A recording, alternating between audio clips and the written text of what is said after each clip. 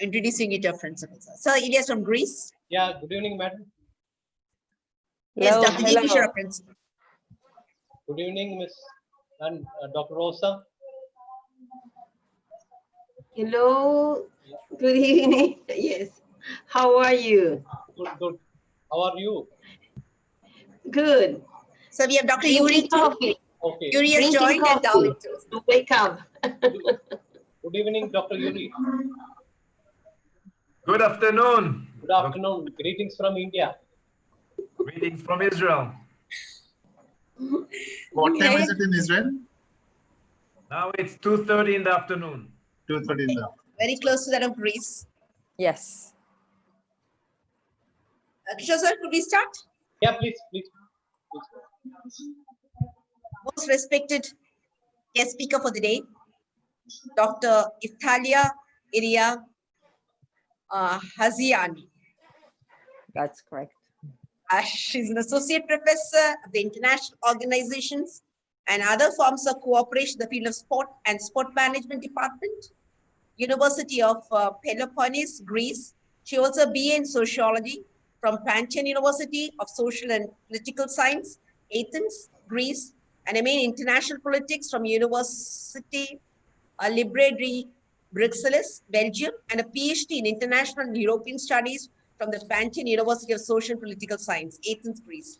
She is the author of 2 books, Sport Governance, Globalization, International Organizations and Politics in 2018, and Lobbying, Interest Promotion Mechanism 2007. Her current research interests lie in the area of global sport, sport policy and politics, sport governance, sport lobbying, gender issues in sport, sport and the environment, and Olympic Games.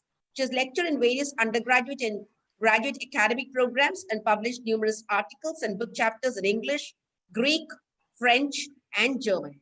She was an international visiting scholar and instructor at the Sport Management Department, Brock University, Canada, and visiting professor at the Cyrus Monk School of Global Affairs and Faculty of Kinesiology and Physical Education, University of Toronto, Canada, from 2013 and 14. Among others, she has participated in many international conferences as well as organizations of various sporting events, including 3 Olympic Games, Atlanta Olympics, Salt Lake, and Athens. She is fluent in 4 languages and averages in 2 or more. She's also a certified coach. On behalf of the Minister of Youth Affairs and Sports, Government of India, Hello India, lectured by National College of Physical Education, a warm welcome to our dignified speaker, Professor Elia. A warm welcome to you. Thank you, Dr. Usha. Thank you all. Thank you for this invitation. I'm very happy to be here with you today. I also would like to welcome Dr. Uri. Indeed, it's an honor. We are a president, vice president of IXP is with us. So a warm welcome to the president of IXP, Dr. Yuri, to the president of the International Association for Sport and Science for Women and Girls, Dr. Rosa, and the vice president of IXP, Dr. Darlene. A warm welcome to each one of you. Welcome to our principal, Dr. G. Kishore, Sujit, and my dear teachers, because as I said earlier, it's because of you this event is being hosted. A warm welcome to all my loving PE teachers too on this video occasion. May now request Professor Elia for the session, please. Well, thank you again. Thank you, Dr. Usha, Dr. Kishore. I would also like to thank the Sport Authority of India, CWEP India, and the Lakshmibai National College of Physical Education for having me here today. And of course, all of you who are here to listen, as well as IPESCAVE and the chair of the organization, Dr. Rosa Lopez del Amico. I'm the Greek representative for the organization. Today, I'm going to talk about sport governance. And can you see me now, right? Yes, we can see you. Yes, okay. And governance in sport organizations. It's a topic, one of my favorite topics to discuss, and it's very much linked to the globalization processes. So what is the purpose of this presentation? In the framework of this presentation, we are going to discuss the terms globalization, governance, and sport governance, and try to show the impact of globalization and international organization on global sport governance. We're also going to show the difference between traditional and modern sport governance and present sport governing factors. In this framework, we're going to try and identify old and new governance actors in global sport governance and define various sport interests. Furthermore, we're going to try to demonstrate the significance of good governance in sport and introduce the term sport lobbying as means to pursue accountability and democracy on sport organizations and participate in sport-related decision-making processes. So just a brief introduction to the meaning of globalization. So according one term, as we all know, globalization has various definitions. A few of them are presented here. I would just like to mention that globalization can be defined as a process that affects all spheres of human activity. Globalization aims at producing pressures for change, which generate convergence, a growing institutional uniformity across political systems. Globalization also is a historical process which involves a fundamental shift or transformation in the spatial scale of human social organization. Dr. Elia, the Yes? presentation, we haven't shared the screen so far with the presentation. Oh, you We share can? the screen? Yes, No, screen. we are not seeing your PPTs. You're not saying, okay. Because so we can see it in your glasses, the fallen. reflection of the screen. So I think you are not shared the. So you can just do stop sharing, and then okay, I'm sorry about this. just do stop sharing, and then you okay. click on share screen and the top left, which is a share screen. He wanted me to share. Oh, you can share, right? Just a minute. Sujit, you got the presentation? I can do it. I can share it. So just Sujit, when you share, please. Okay, I'll just do that. Give me a minute.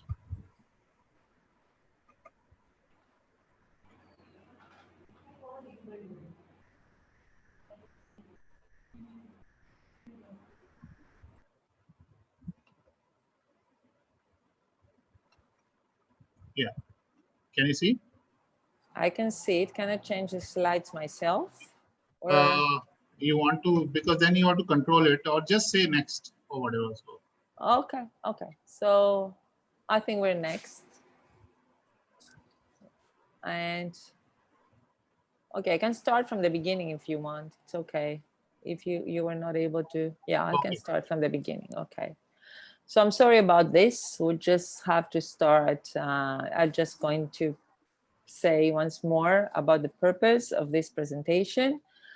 So the purpose of this presentation is basically in sum to discuss terms such as globalization, governance, and sport governance, and show the difference between traditional and modern sport governance, and identify the various sport governing factors that exist at a global, national, and local level, including the identification of old and new actors and the definition of various sport interests. Next. Also, to demonstrate the significance of good governance in sport, and introduce the term sport lobbying as means to pursue accountability and democracy in sport organizations and participate in sport-related decision-making processes.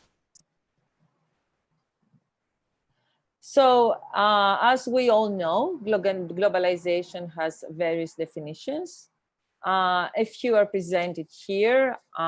You can basically read them. I'm just going to focus on the last one, which is that globalization aims at the production of pressures for change, which generate convergence, a growing institutional uniformity across political systems, and also as a process affects all spheres of human activity. Also, globalization process has led to a growing network of political, economic, cultural, and social interdependencies, which bring people together. What are the main drivers of globalization?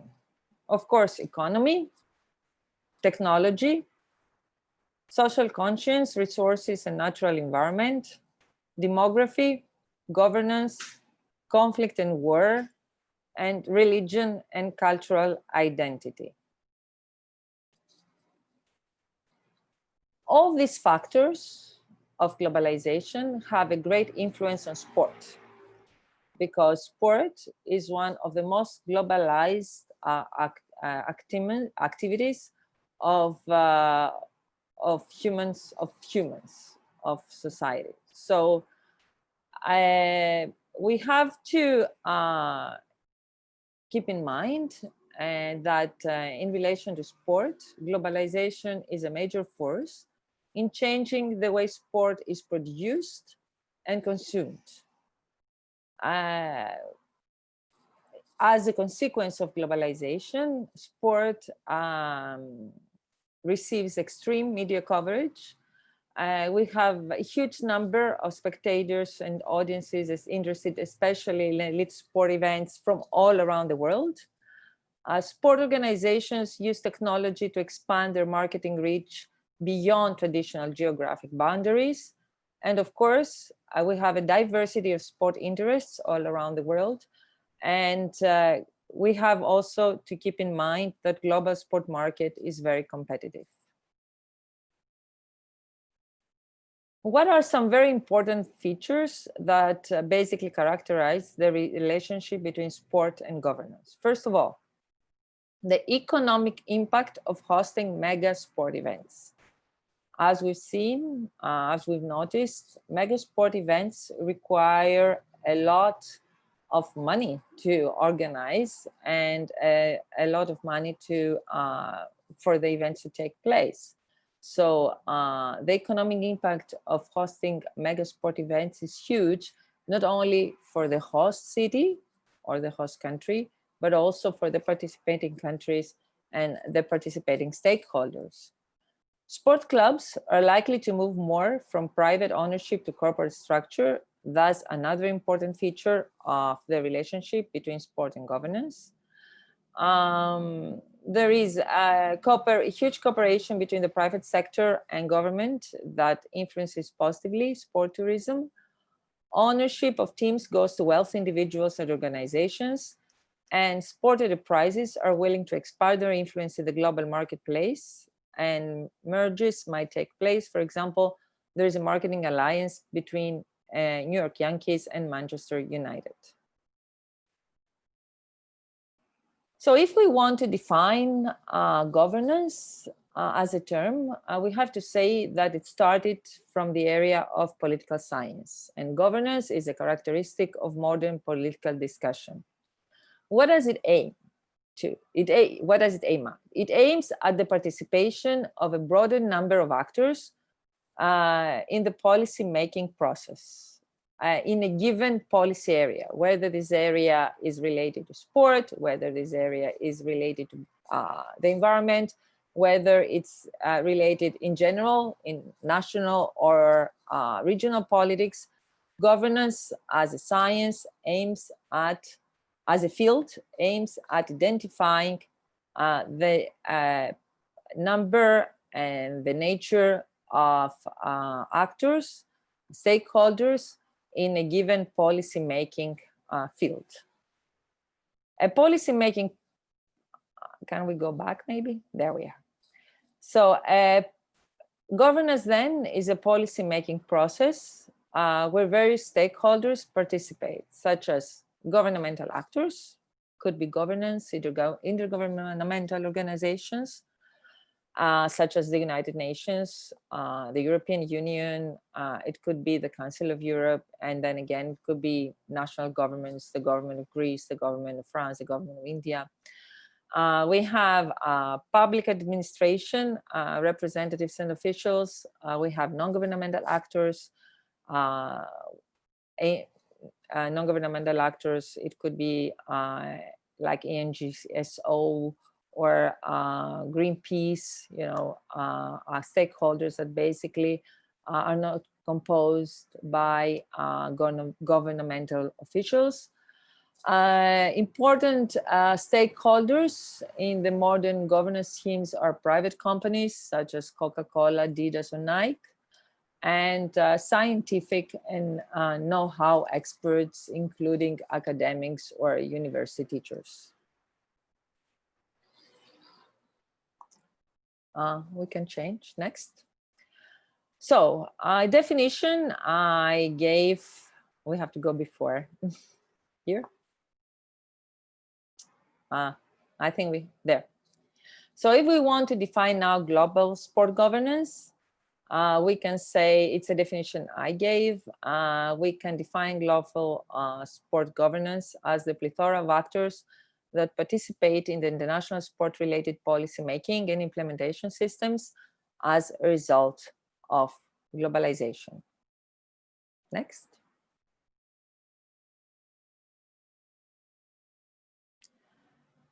And here I would like to make a distinction between traditional and modern sport governance. When we talk about traditional sport governance, I refer to the sport governance, which is established on the structures of the Olympic movement. Which are the traditional Olympic movement actors? They include the International Olympic Committee, the IOC, well-known IOC, the owner of the Olympic Games. And in this framework, the IOC has the role of government and function as the regulatory formal authority in the field of sport.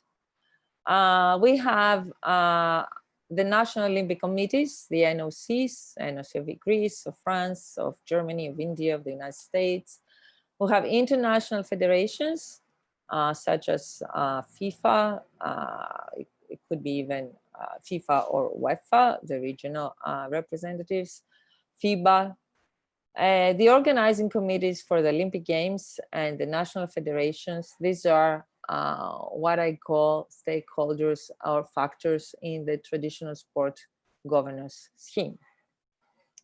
Next.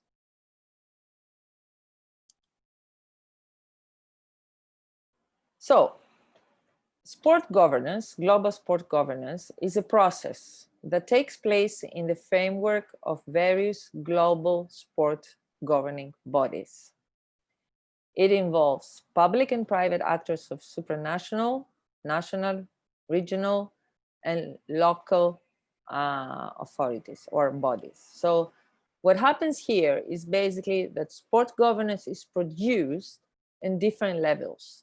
And these levels interact, these stakeholders interact, and that's how sport governance is produced. So next, please. So as a result, today we can talk about modern sport governance.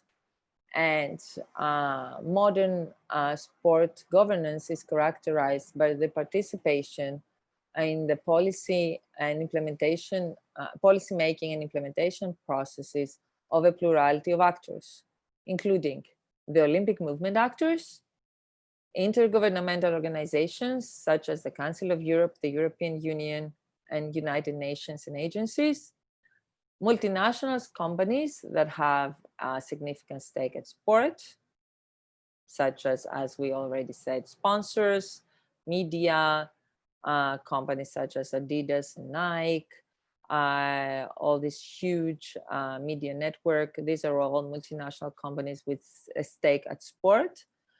So they have become a significant factor of modern sport governance. We also have other sport interests and lobbies, such as professional leagues and athletes, other non-governmental organizations with a stake at sport and an interest in sport. We have new regulators, which are also called sport regimes, in the field, and especially in the field of anti-doping, doping control, and sport law.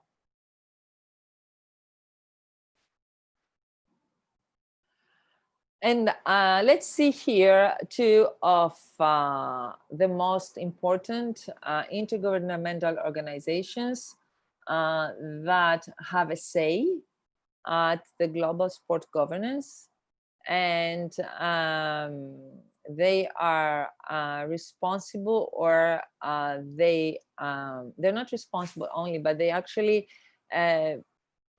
trace the pavement for the sport world in terms of governance and in terms of accountability and transparency, which are two very important features of the modern sport governance scheme. So the first one is the Council of Europe. What does the Council of Europe provide? The Council of Europe is an intergovernmental organization. Even though we say Europe, it has members from Europe, but also other countries participate in it as observers from other continents. It's a platform. The field of sport, the Council of Europe serves as a platform of cooperation between member states and sport NGOs. And how does it do that? It uses a number of tools, internationally recognized, such as charters, conventions, and resolutions. Among them, we have, for example, the 1976 European Sport for All Charter, which this charter was a start of intergovernmental cooperation. We have in 1985 the Convention on Spectator Violence and Misbehavior at Sports. We have in 1989 an international treaty as expressed by the Anti-Doping Convention. We have the 1992 Code of Sports Ethics. We have the 2007 Enlarged Partial Agreement on Sport and the 2012 resolution on match fixing in the framework of the Enlarged Partial Agreement on Sport.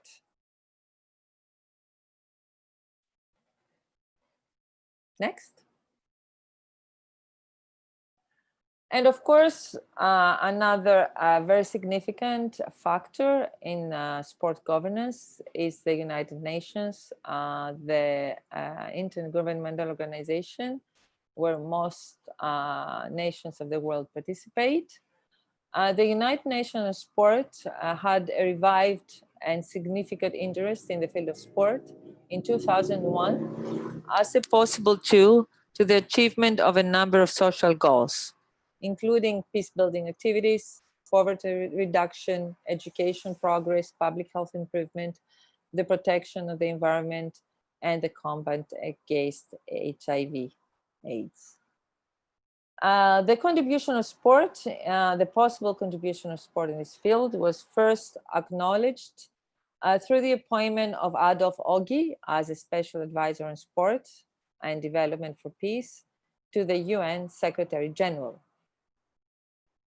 Next. And what happened in September 2000, the United Nations, in the largest gathering of world leaders in September 2000, decided to adopt the Millennium Development Goals. With a deadline of 2015, the UN decided to use sport as means to achieve the MDGs, so as to address poverty, hunger, disease, exclusion, and promote gender equality, education, and environmental sustainability. So the United Nations basically encourage member states to promote sport and physical activity as a tool for combating poverty, promoting education, and a healthier living. So in the framework of the United Nations, they saw that sport, in 2015, they acknowledged the power of sport in the fulfillment of the MDGs. So they decided to use it further to the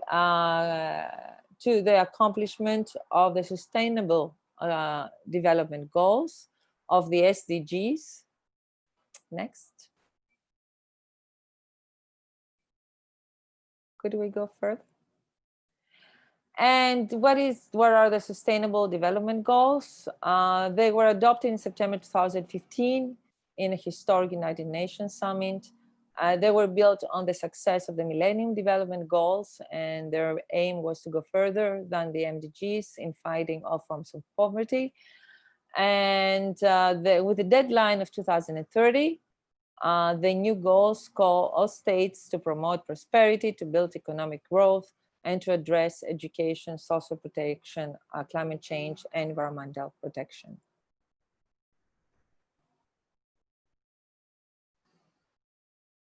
So in the framework of this presentation, what I'm trying to do is I'm trying to show that in the field of global sport governance, we have a significant number of stakeholders that go much further than our local or national environment. So up to now, I have just given aspects of activity in the field of sport of two major intergovernmental organizations. First, I started with the Council of Europe and I continued with the United Nations. And the third one, the third intergovernmental organization, which is very important in the field of sport governance, is the European Union. The European Union, comprised of the 27 European states, have a major interest and major stake at sport as a professional activity. So in this field, the European Union has tried to pursue the notion of good governance in sport, having seen a number of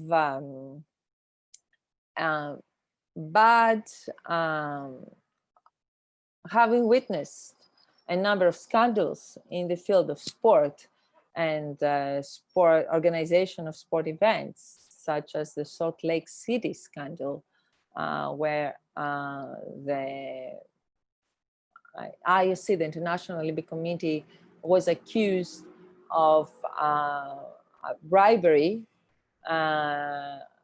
when they gave the Olympic Games, the organization of the Olympic Games to the Salt Lake, to the Winter Olympic Games to Salt Lake City in 2002, and as well as some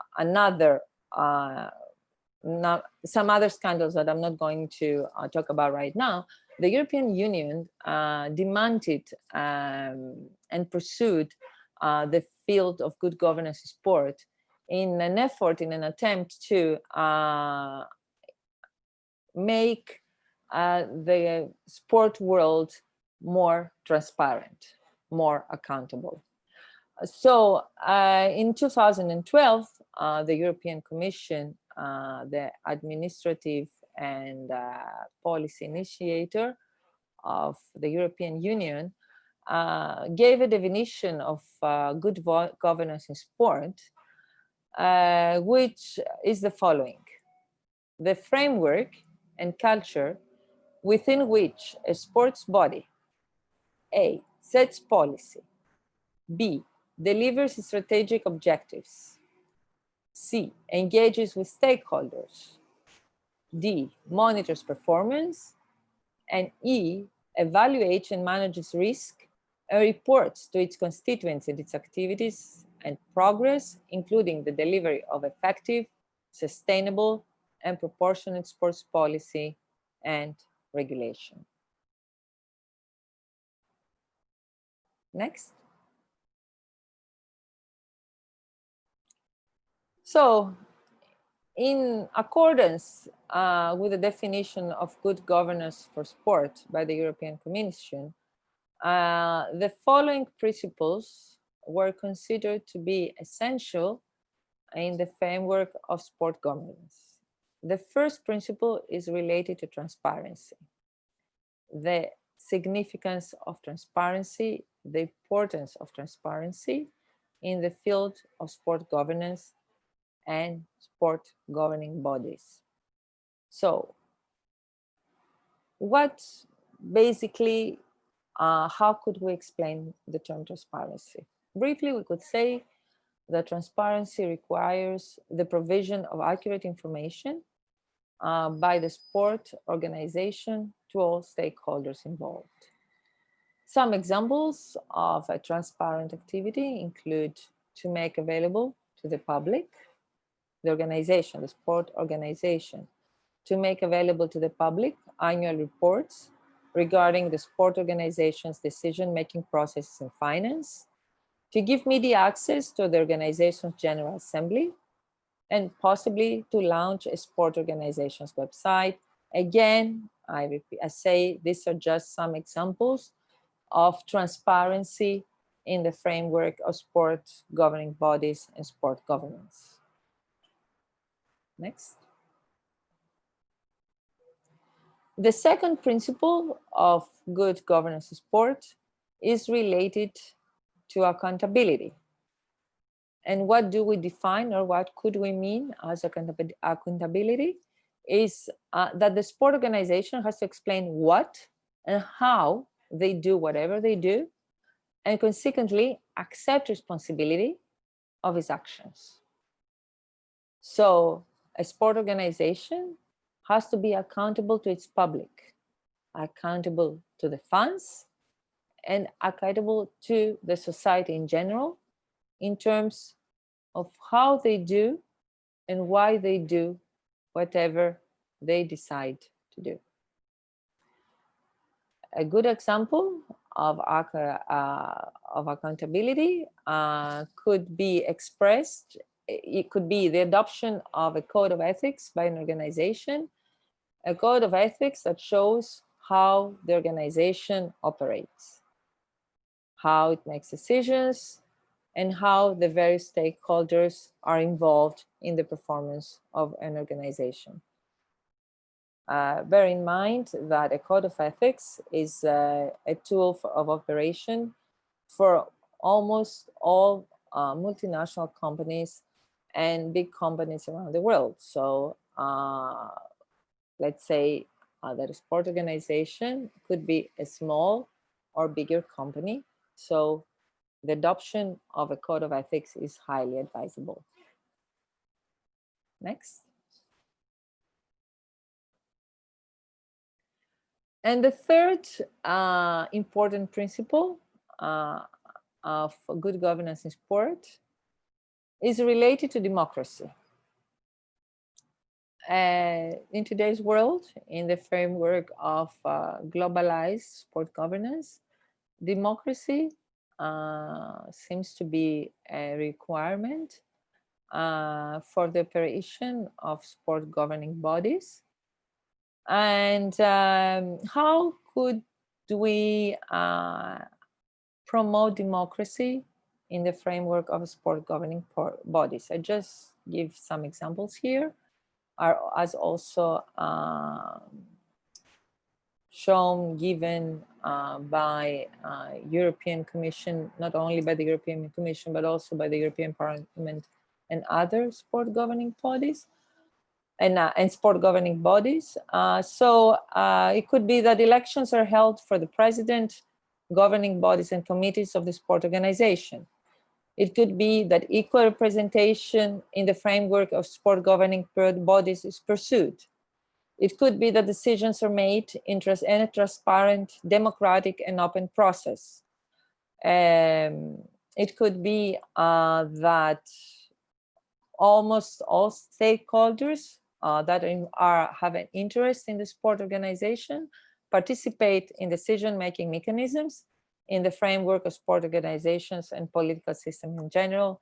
And here we can also see the significance of lobbying of sport lobbying in the framework of sport governance. Next, please. So what is sport lobbying? I'm just going to talk, to refer to sport lobbying very generally. I don't want to go in a lot of details, but it's just an activity that takes place in the framework of significant international organizations not only in the field of sport, but also in general.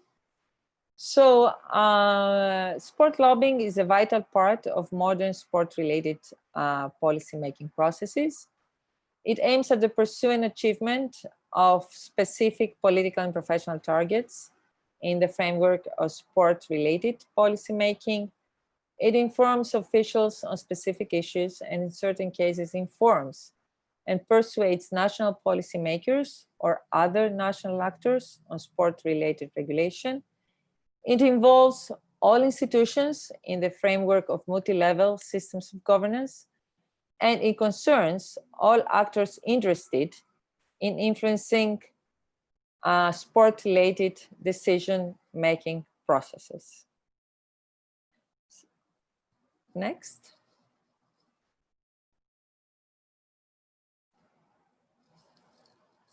Sport lobbies are eager to participate in international, European, national, local sport-related policy making in order to initiate policy making, influence policy making on their behalf, and look for allies on the various levels of governance and among the various institutions. Why is sport lobbying part of this presentation? Because in general, we can admit that lobbying takes place in all kinds of governance schemes and in all parts of governance in general, but also sport governance.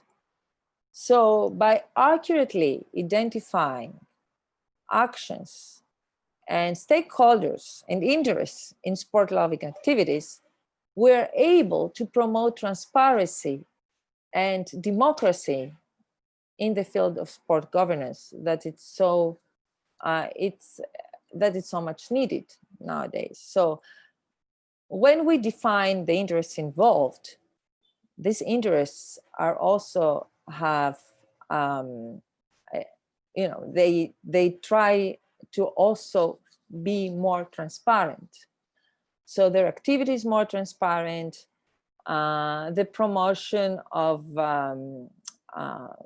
accountability is further achieved, and democracy is further promoted in the framework of sport governing bodies. If you have any questions about it, you can ask me in the end of this presentation.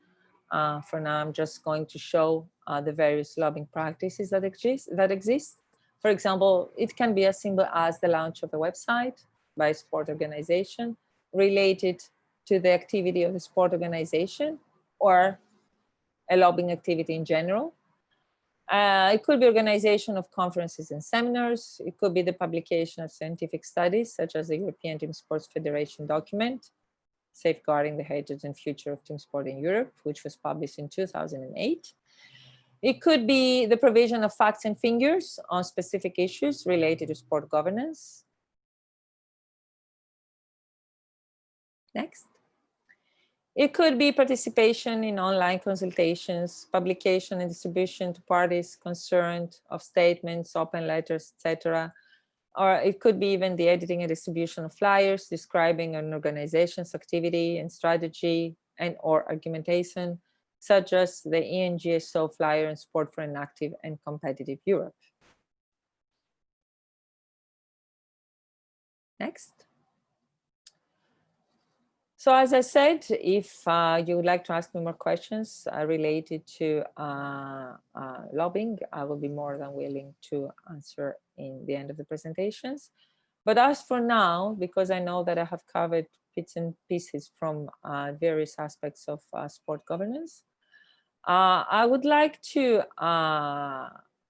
tell physical education teachers and practitioners or everybody who is involved in sport governance at local, national, regional, or international level, that there are certain questions that one should address in order to be able to basically describe how a sport governance scheme works and functions.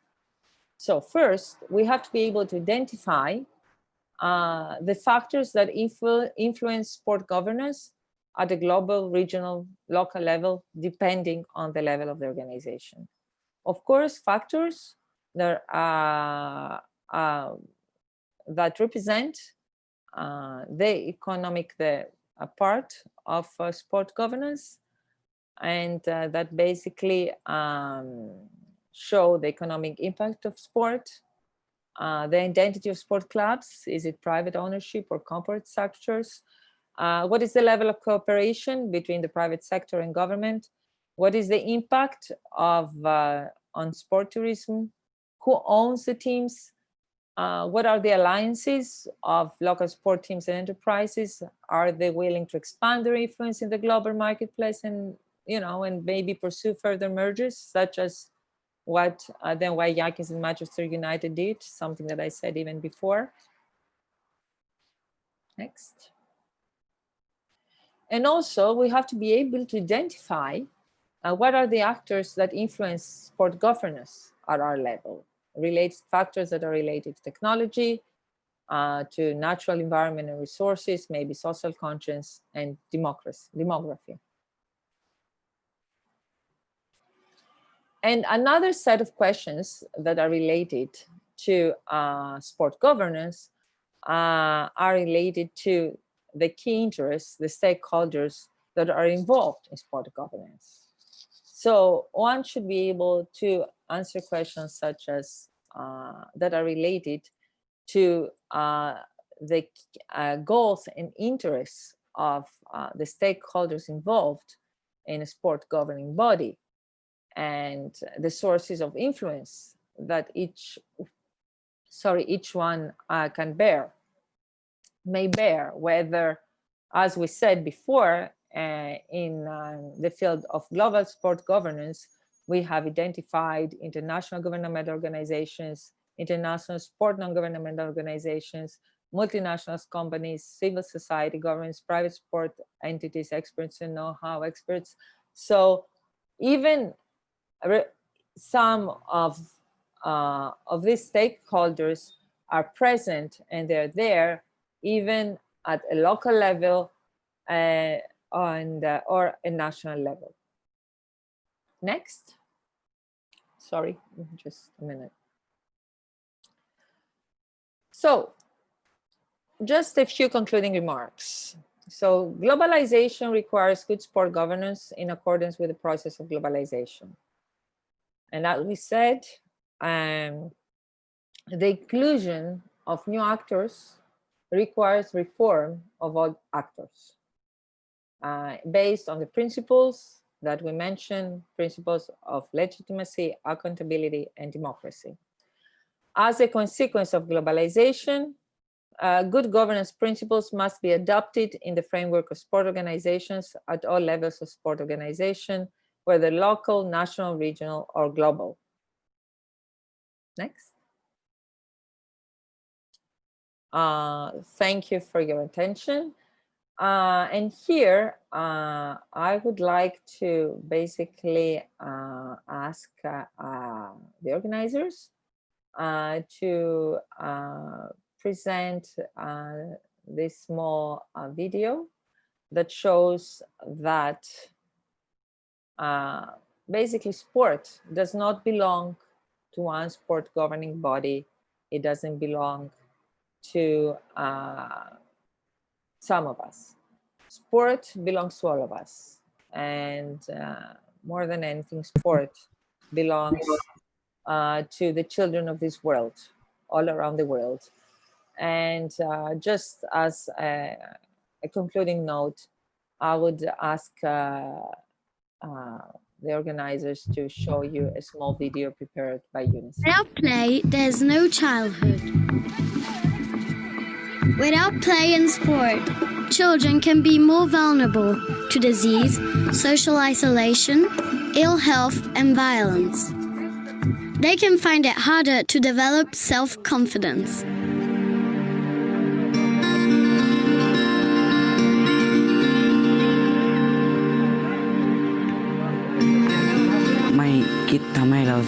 When I'm playing football, I feel happy. I can forget about things that make me uneasy or stressful. Play and sport can make every child's life richer. Sport can give children the skills they need to build their future. Teamwork, fair play, leadership, respect, self-esteem.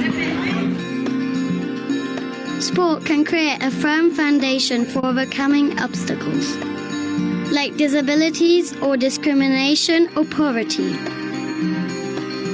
I'd like to tell other girls that they can join to play football so that they can escape all those violence in the slums. Sport and play are especially important for girls.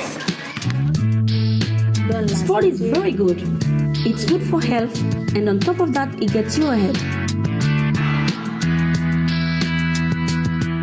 Sport can protect children from drugs and violence. Sports help me a lot because I stay away from drugs and bad habits. And sport has a special role in emergencies and conflict. The sooner children start playing games, the sooner their lives return to normal. Sport and play are the natural business of children. And because sport is a global passion, it has a unique and powerful role in making children's lives safer, healthier, and happier. Sport is inherently good and is an end in and of itself. But especially when you want to utilize sport as a springboard for achieving other development impact and other development aims, you need to ensure that you're not just making assumptions, that it's going to have that impact, but that you're actually achieving those goals and those aims. Sport speaks the language of all cultures. Basketball, tennis, cricket, sporting heroes are superstars who have enormous influence over children in all corners of the earth. Sport makes children's lives better. UNICEF's broad range of partnerships capture the immense power of sport and have tremendous potential to reach even more children. Working with sport is as natural for UNICEF as it is for a child to pick up a ball. Tapping into the power of sport is key to UNICEF's mission to improve the lives of children wherever they may be. The opportunities are as vast and varied as the games and the children who love to play them.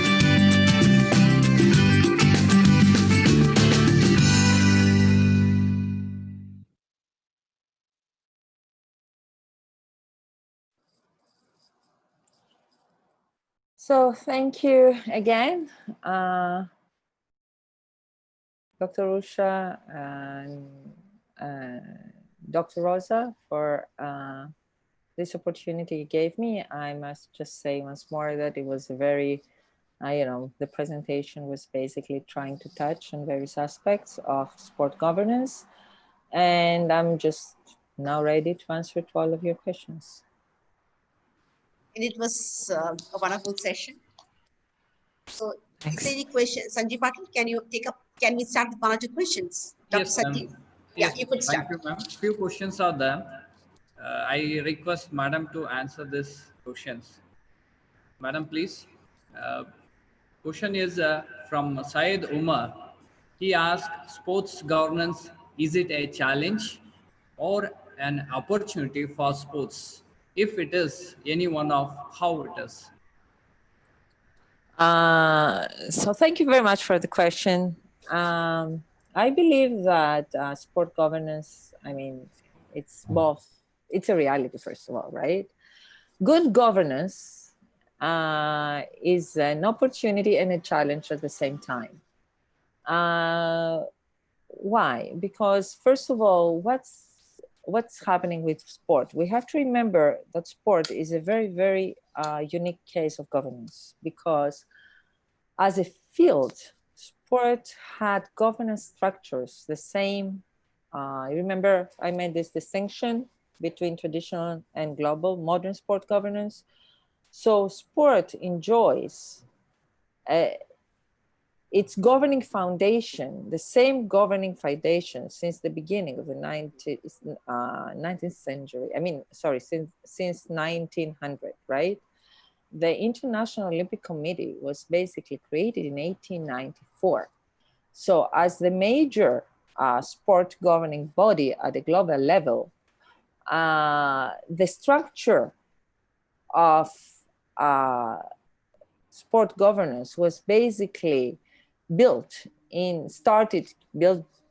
built in 1894. This means that for years and years, there was a regime created in relation of, in the sport, in the field of sport. And yet it existed much before any discussion about governance started in the field of political science. So sport governance was there as a reality much before governance started being discussed.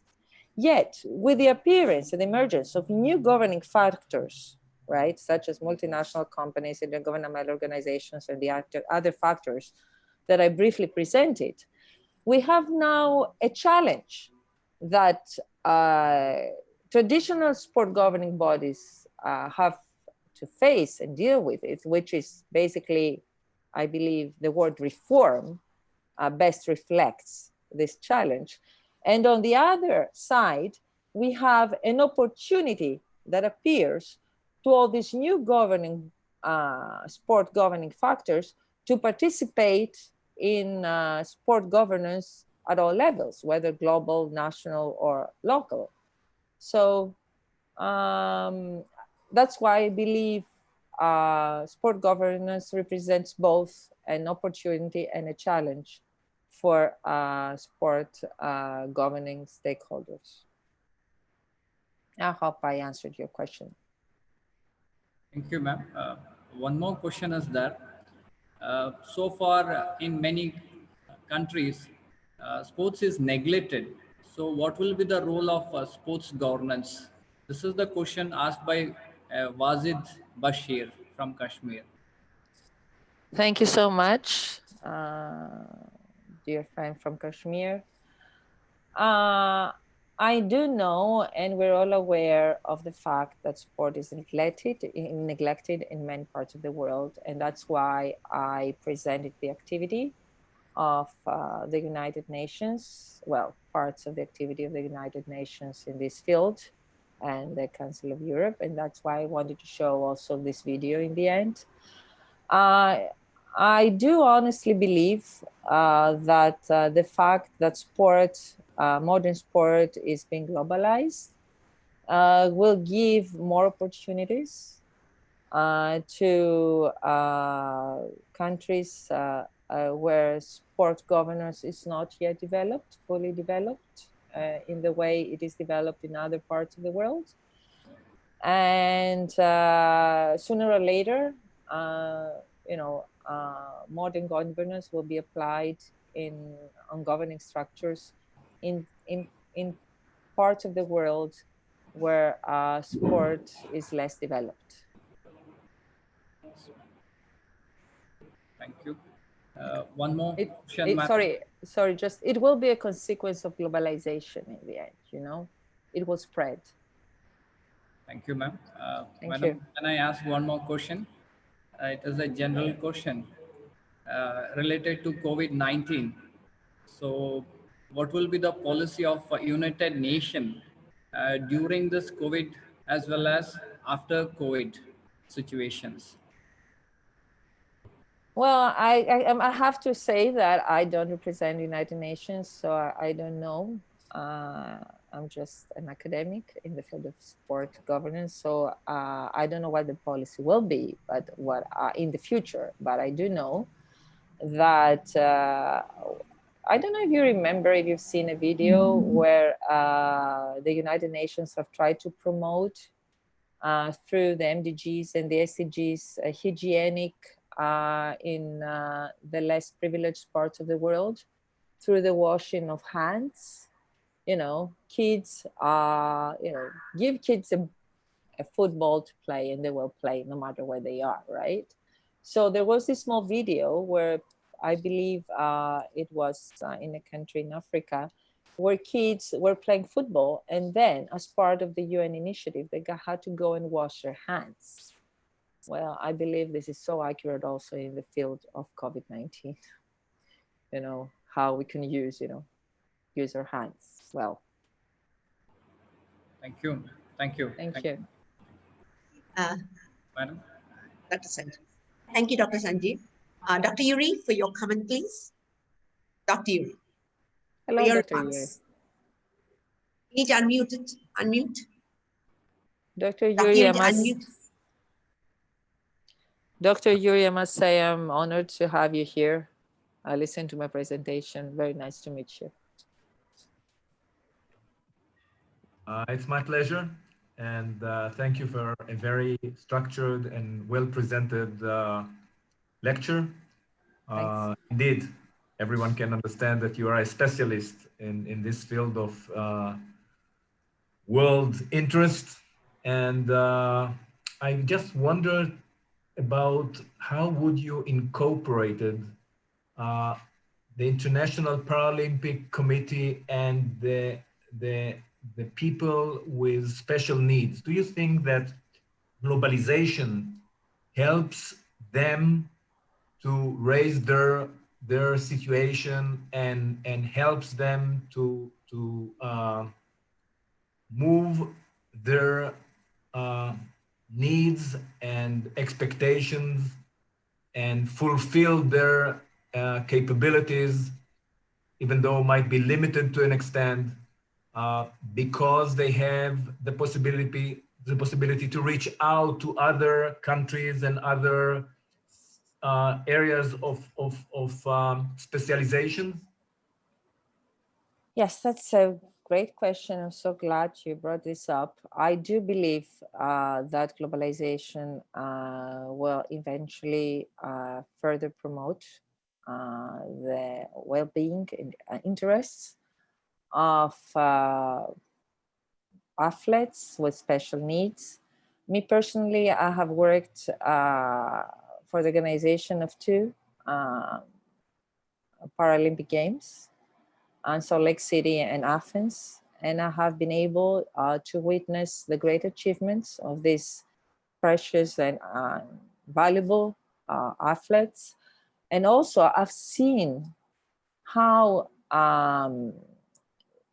between these years, because there was a difference in years, right? I have seen how much more interest from then until today, the global community shows to the promotion of their activities. It's a field of even sponsors. They do want to sponsor games and the activities of Paralympic athletes, much more than before. And of course, IPC is a valuable member of the Olympic movement. And we even in my department, we have a master's, which is about sport management for people with special needs. And we see how much they media they give more focus nowadays to people with special needs. It's the media. Everything is, the more media promotes, the better it is. And I believe they have managed to get media attention for globalization, of course. Thank you. Thank you very much. If I may, I would like to bring up one more aspect. Sure. Globalization, which I think needs to be further explained and researched, and that is gender equality. Globalization, as you said, actually brings us closer to each other. Exchange of information, networks were developed, and perhaps one of the directions which did not develop to the extent that we all hope is the fact that female sport and women in management positions in sport, referees, and you have it, whatever you think about, actually, and with all the world organization that are looking after the women involvement in sport and how they can improve the status of women in sport. And yet, I think still there is such a long way to go.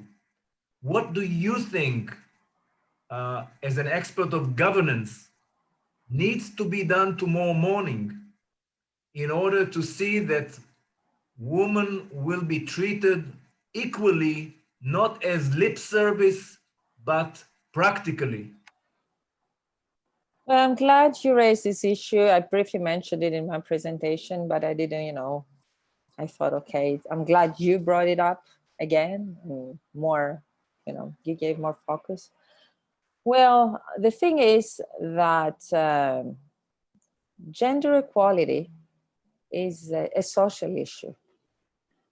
So even me, if I have a history in sport organization in terms of, and I have serious issues because I'm a woman in my field, right? So it's very hard. I witness it almost every day, you're aware, that sport organizations at the global level have decided to take initiative, and they're trying to promote female representation in the field of sport governing bodies. But yet, the actual reality doesn't represent these efforts. About, I believe, 12% of NOC leadership is women at the moment. Of course, these numbers change and could change even more. But in general, sport, we have to remember that sport represents society. For as long as society in general does keep women from doing things, then sport will also try to do that, sport world in general. What do I mean with that, though? I don't mean that sport can be a pioneer, even in countries where women are less privileged. And we have to, us women have to try to use our female networks and alliances even more than we do, in our everyday life in the field of sport. You know what I mean? It's more like, Sure. if sometimes, even us women, we, in the end of the day, we don't try as hard as we should sometimes, because it's also very tiring. It's not easy to fight every day, right? So even in the sport world, we have to try harder to use of the existing female potential to improve gender equality, even us as women. I hope I'm just clear as to what I wanted to say. Yeah, the only immediate feedback that I can provide is that I personally, and maybe Rosa and Darlene can highlight this point of view in a deeper manner. I can only say that I'm expecting that governments will legislate far more laws of gender equality, enforce it. It seems to me that if we go step by step, in an evolution, I think it won't come to the point that we people who are looking for gender equality will, in our lifetime, will see it. I think we need far more governments, commitment, sport organization commitment to reach this equality. I'm happy to say, though, that in the Olympics that were postponed due to the COVID-19 pandemic, the percentage of women, female athletes versus male athletes is the same, 50%. And this is actually a great achievement. So I will not take more time of all attendees. I can only say that you have a great university. I've been to Thessaloniki.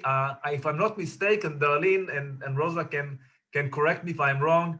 It was the last Paralympic Congress held in Thessaloniki before the Athens Olympics.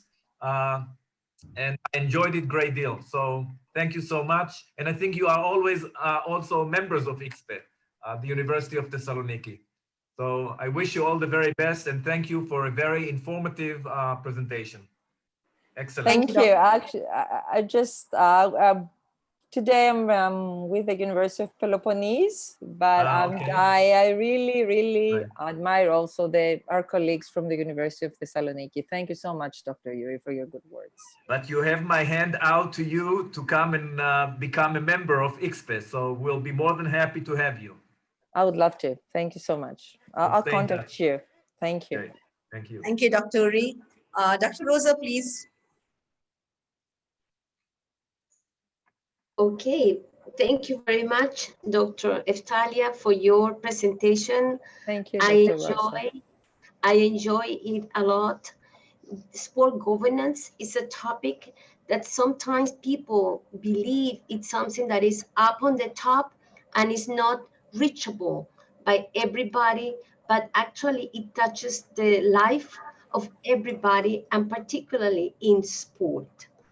I have to say that in terms of sport governance, it is a challenge and it is an opportunity, because if we connect, for example, the sport governance with the SDG, the Sustainable Development Goals, then we should ask the organizations to try to fulfill them. I mean, this will be one aspect. And in that sense, then we could just pass the voice. I mean, what it has been agreed by the nations to all the organizations. And in there, for example, gender equality is an issue.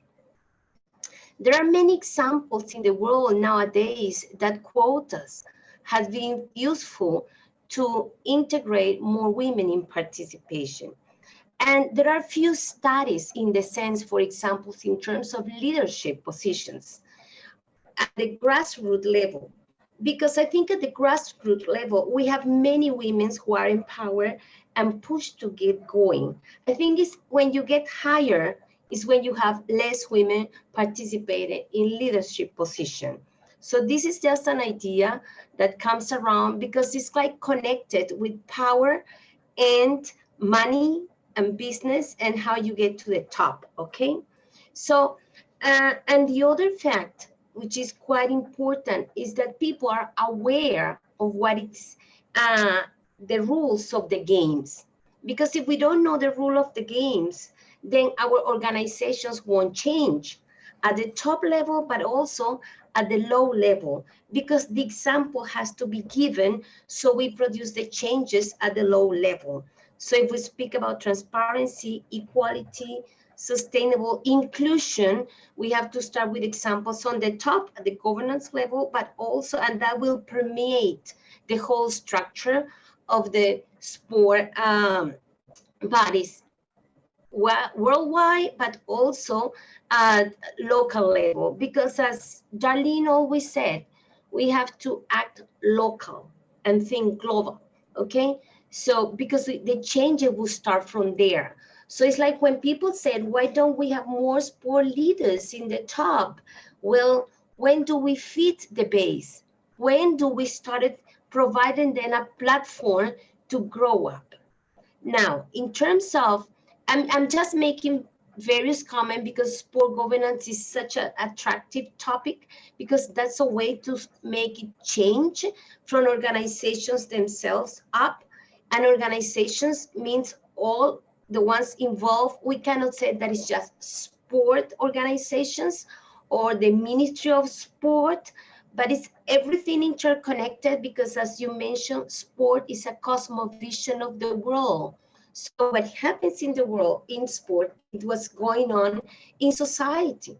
So we have to be aware, for example, that is in terms of technology, if we there is here a comparison. Since 1948, in terms of human rights, okay, that was when it was signed, the declaration, just compare how technology has changed since 1948 until today. Those are the same human rights that even today, and women are part of that, are not respected. So, and it is both issues, technology is done by human beings, and how to change the rules of the games are done by human beings as well. So it requires more compromise from all of us, but particularly from organizations. I just want to make one more comment, and it's about a question that was raised in terms of COVID-19 and women and sport.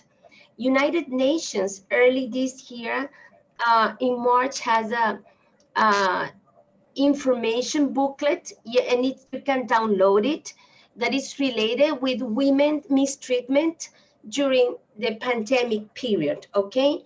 But also just recently, there is a new one, which is quite interesting, that is COVID-19 Women, Growth and Sport, Build Back Better, in which there are advices that are given to governments. And it is so important because this is one of the fewest time again that UN Women have published something about sport.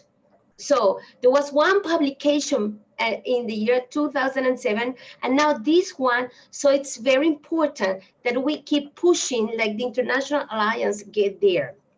And nowadays, I would say it is not enough to be satisfied, indicated. We need equal opportunity from men and women to be athletes in the Olympic Games. I'm saying we need equal opportunity for men and women in the Olympic Games. And that means coaches, judges, athletes, and sport leaders. So it means everybody. We are in the year 2020, and it is incredible that we as humanity hasn't been able to achieve, and a principle just that came out in 2000 with the Millennium Development Goals, and still it hasn't been achieved.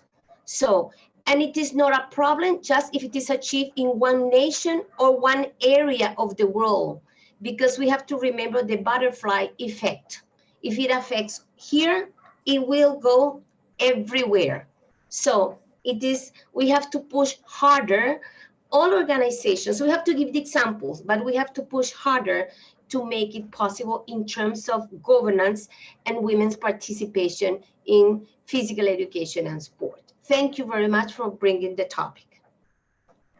Thank you, Dr. Rosa. Dr. Kruka, please. Well, a fantastic topic, and one that's very important at this time, especially during 100-year pandemic that will cause people to retract from progress in many places for many reasons. So thank you for that. I want to add just a couple of things, and then I have a question for you about lobbyists. In what I've been able to get from social psychologists is that perhaps there's a slightly different way of the way women think and the way men think. And maybe the part of the thing is that women have a tendency in general all over the world to look at things from a policy-driven perspective. In other words, we need to have the bigger picture and then put the pieces to it. And men historically, and this is mostly from the business and social psychology literature, seem to handle issues on a case-by-case basis. So they do these things and then they come up with the policy.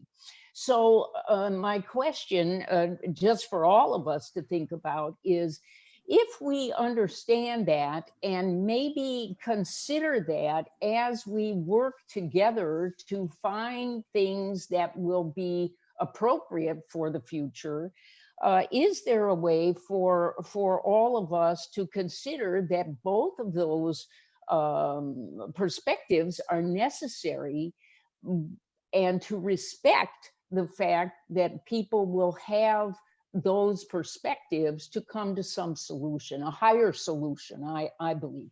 Okay, so that's one thing for us to sort of store. The second one has to do with some things that I've read about, at least in terms of principles of change.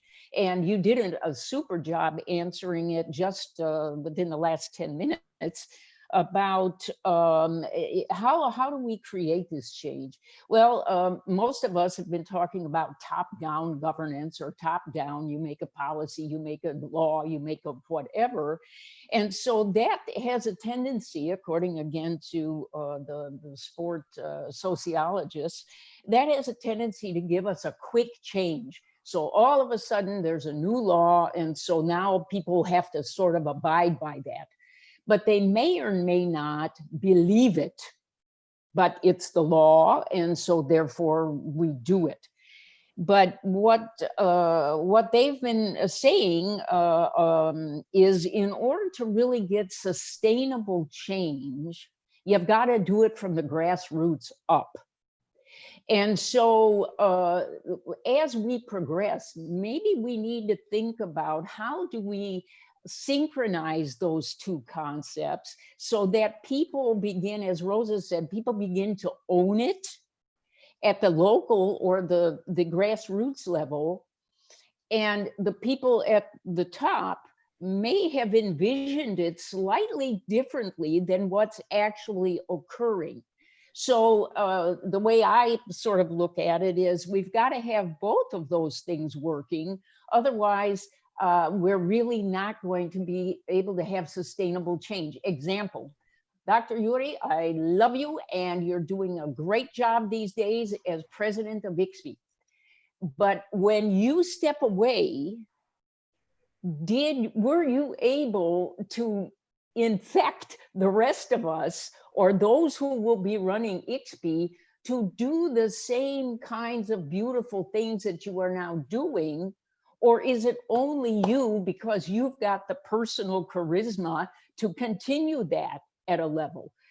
In my opinion, when we all step away, whatever remains is what we were able to, in a sense, change more sustainably. So I clearly don't have the answers. I know nobody's got the answers, but just two perspectives on that. Let me hurry and go to this business of lobbying. What I've seen in business, particularly because businesses put a lot of effort in lobbying leaders, administrators, people in politics, etc. And so they, in many places, have professional lobbyists who are paid a salary to accomplish all the things that you talked about, but in a much purer sense. And so my question to you is, or to all of us is, what happens to those organizations or those sports who do not have the capability of hiring a professional lobbyist to push for whatever changes they would like to see? This is a huge issue, in my opinion, particularly in professional sport as a true business and making lots and lots of money. Thank you. Thank you. It's good to see you, by the way. Thank you so much for being here. So the question of lobbying is a huge question, and especially in terms of sport lobbying. And I could talk about it for hours. I'll just say the following. That there are societies where lobbying is an internal part of the political system, such as the United States, Canada, and the UK. There are other societies where lobbying was basically adopted, or they had to, societies were not used to the term to lobbying and to the term of lobbying. But no matter what, it is a reality that we all have to adapt to. Lobbying takes place in the framework of all kinds of institutions and in most policy fields, whether we see it or not. In the field of sport now, what happens? As you said, there are professional lobbyists. There are, first of all, as European Union said, we can vaguely divide, or we can say, we can talk about sport as a professional activity and sport as a social activity.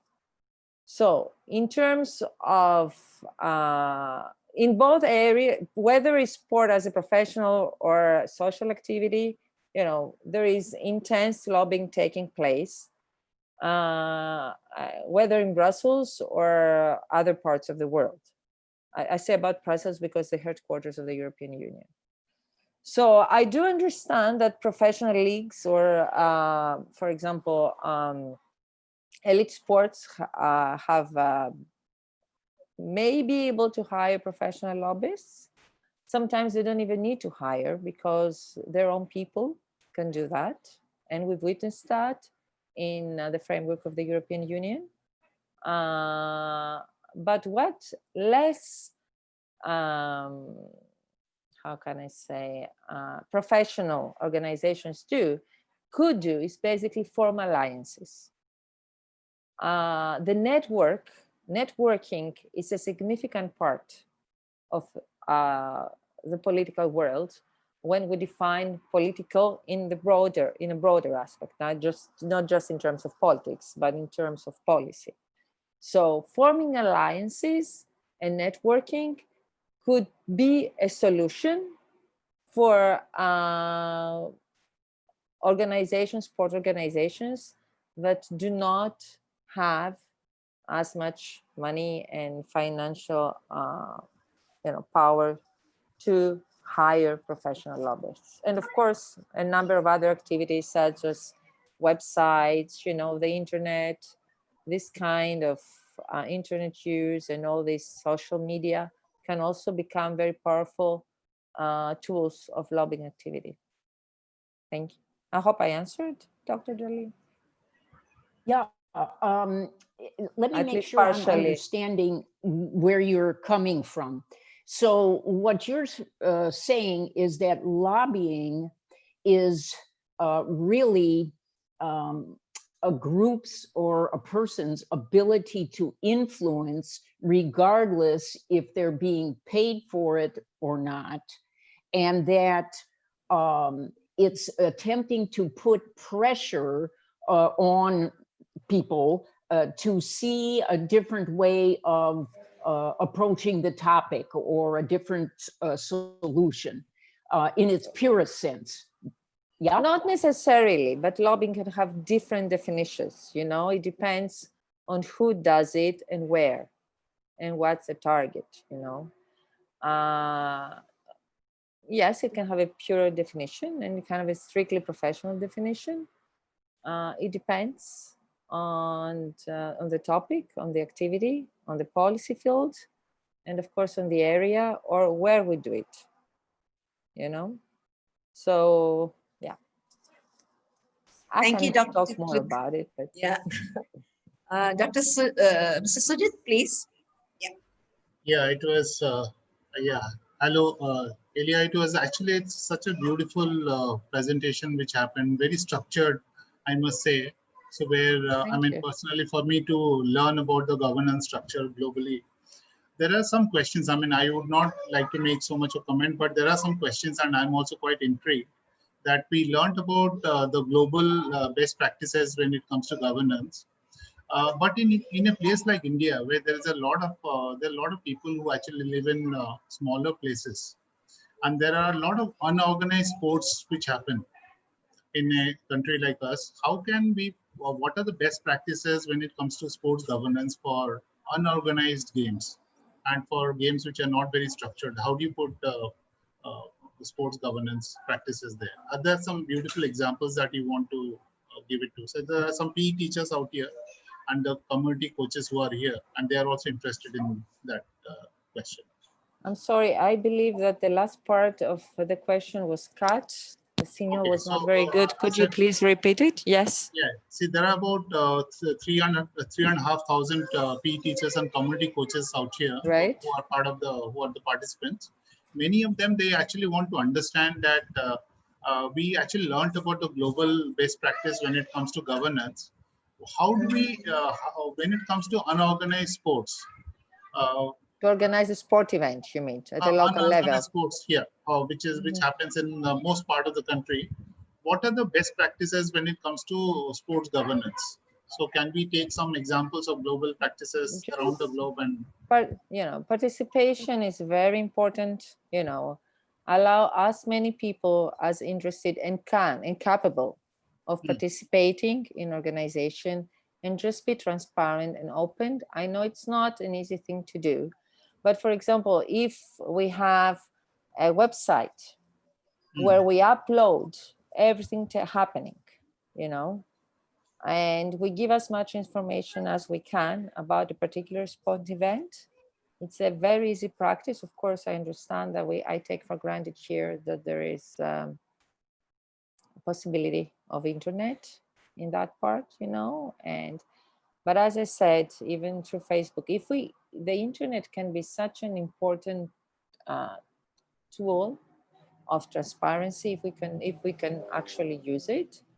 I understand it has many negative aspects as well, but we can use in small places, we can just create a website and provide as much as information as we can to stakeholders through the use of this website.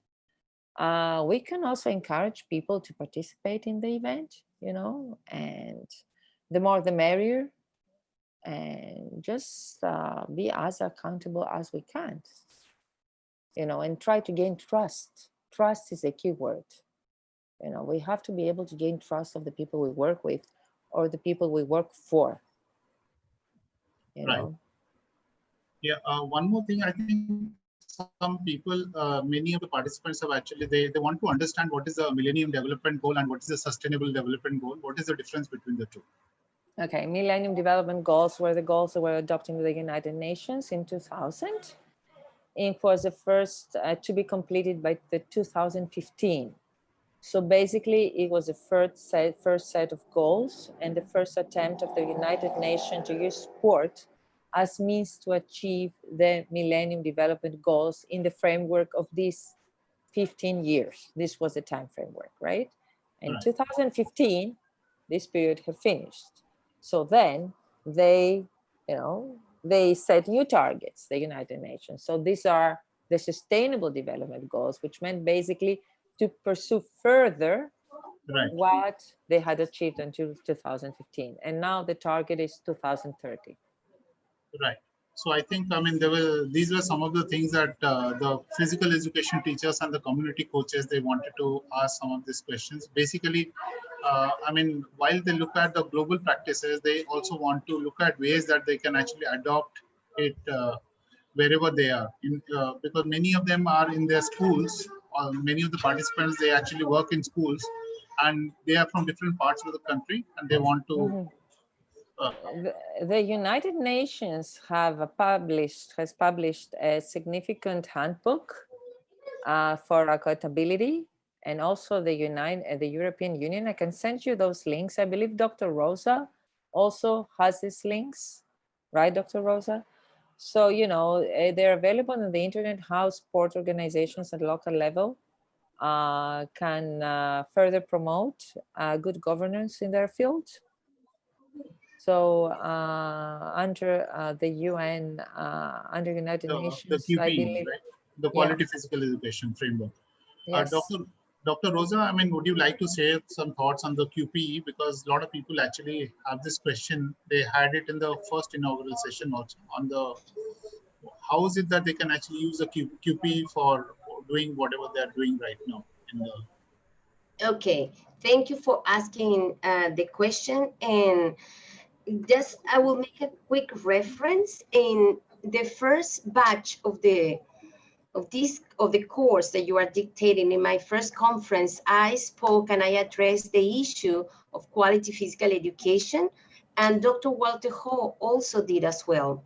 So the concept of QPE, quality physical education, started to be elaborated in the year 2006, came out with the UNESCO meeting, and then there were several attempts to trying to find which were those benchmark of QPE.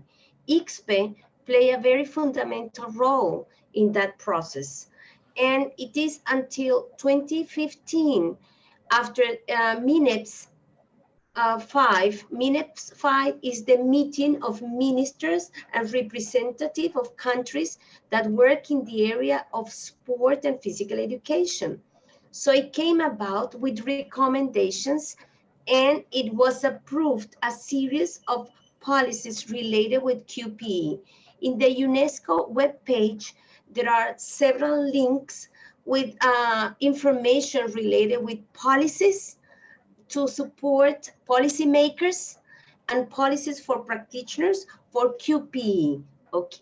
And ICSPE also played a very important role together with some other organizations that were member of ICSPE, and we had a committee that was related with sport pedagogy, and in there we developed a series of suggestions and lots of work that brought out the changes in the International Charter for Physical Education, Physical Activity, and Sport, in which there were significant changes because physical activity was included.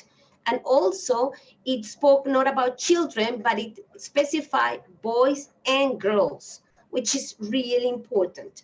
So they can find all that information in the UNESCO webpage related with QPE.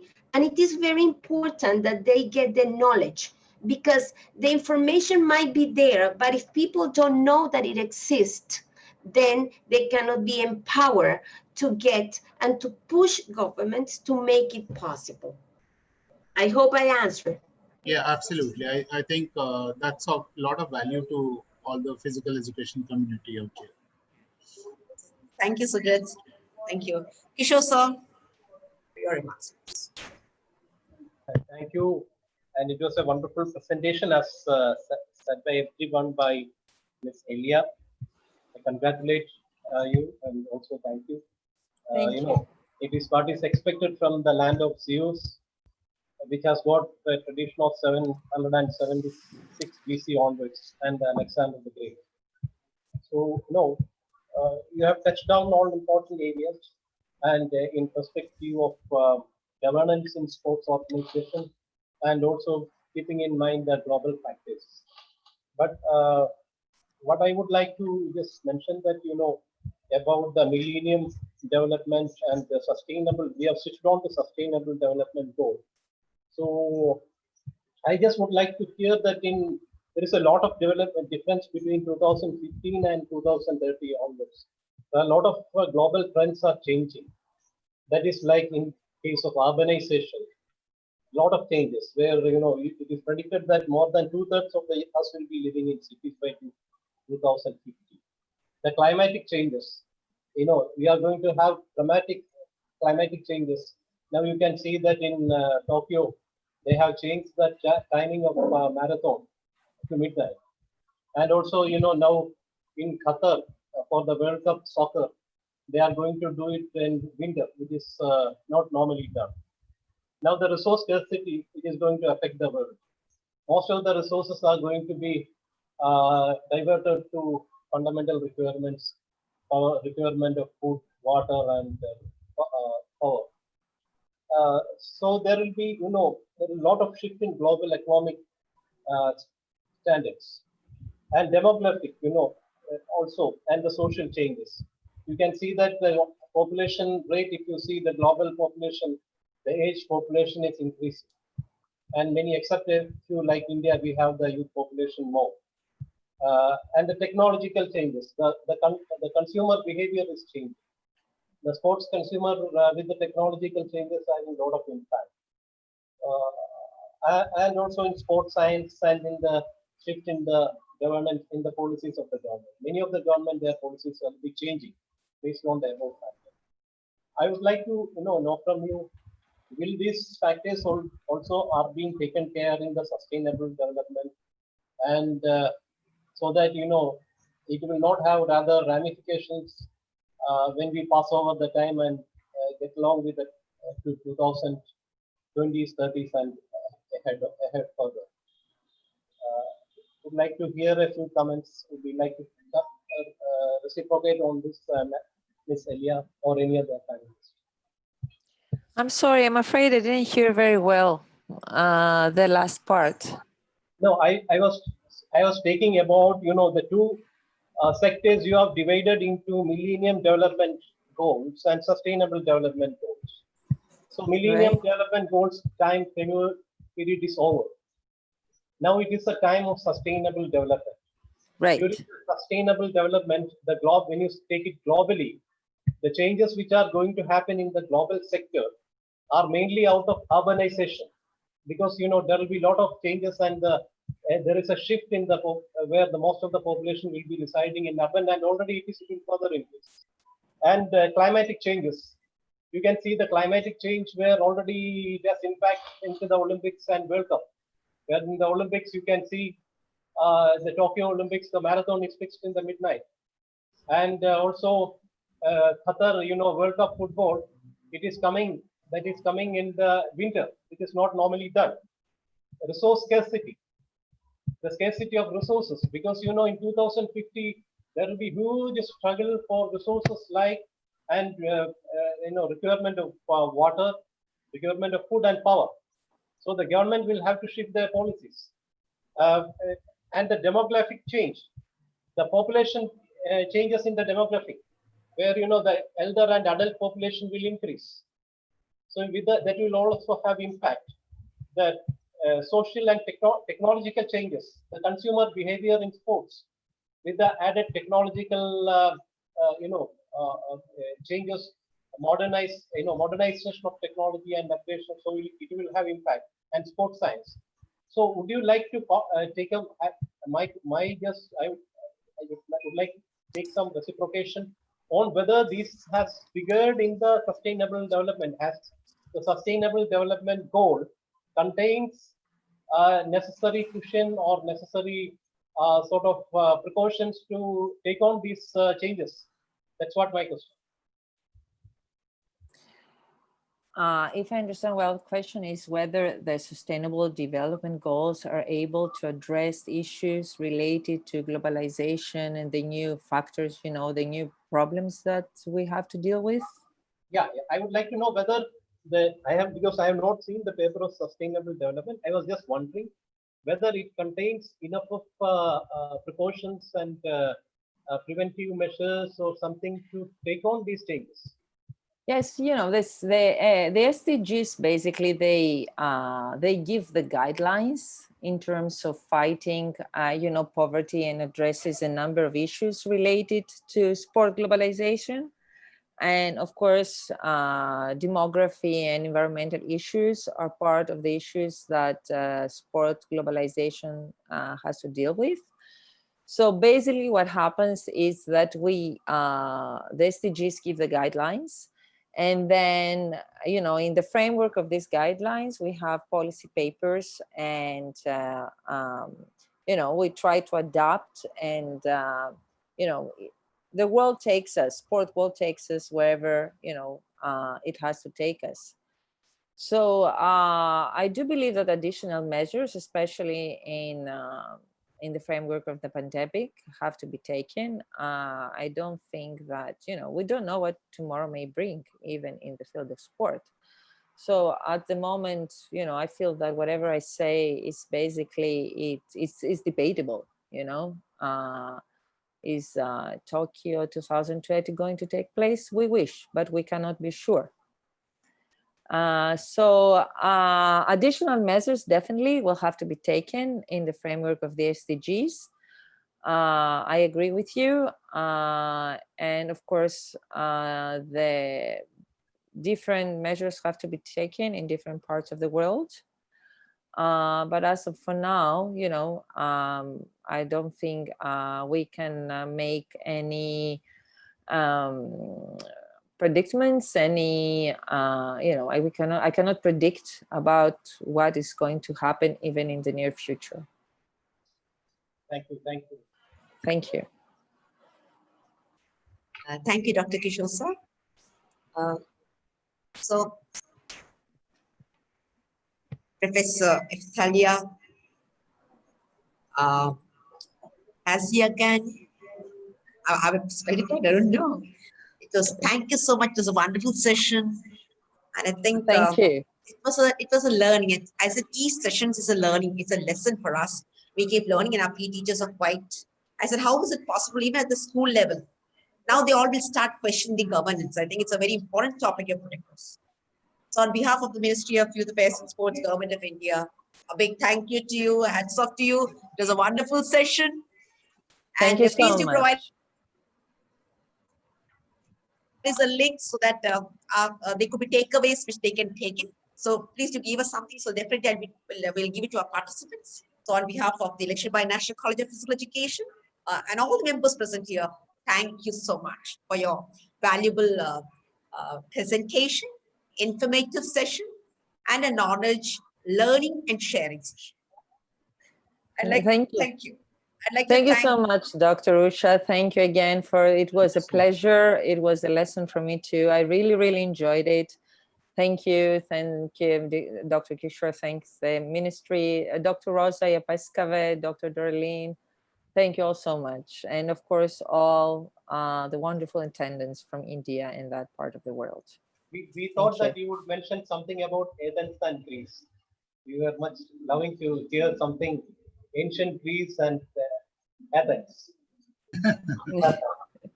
I was wanting to ask that, but then I thought there wasn't time. Because you're from Greece, we talk of history. For inviting her for the next time. For next time. That is for the next time. Yeah, sure. We look forward to sessions from you. You should always. Yeah. Oh, okay. Next time I will talk about it. We want to see those lovely pictures. Seek the blessing of Zeus.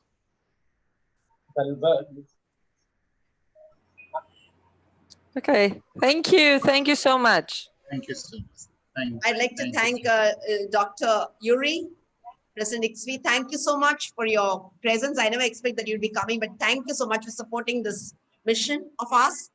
And that's why it's becoming really global. And I'm sure with this, we are going to get in. India would be known in the global forum. Thank you, Dr. Yuri. Thank you, Dr. Rosa. As I always say, you had made it a global event, pulling strings from everywhere. I know once Rosa says and Luca says, people would come in. I tried, I could not get it, but you made it possible. Thank you so much, Dr. Rosa. Thank you, Dr. Luca, because you together, I know, I always say about the light coming in. Thank you. On fine day when I don't see, you're the ones who give us energy too. So thank you so much for your valuable presence. Not that the input that you have been giving, it's very informative. Thank you so much. I'd like to thank our principal, Dr. J. Kishore, sir. Thank you so much for supporting and being a part of it. Sir attends all the sessions starting from, you see him throughout his sits, because that's what this kind of a knowledge sharing platform. Thank you, Kishore, sir. I'd like to thank Sujit. Thank you so much. You have the Fitness 365 coming in, who's the CEO of Fitness 365. Thank you so much for the effort that you've done to make this program a success. I'd like to thank Dr. Sanjeev Patil. Yes, sir. No, you know, it's 365 Fitness, he runs every day 5 kilometers.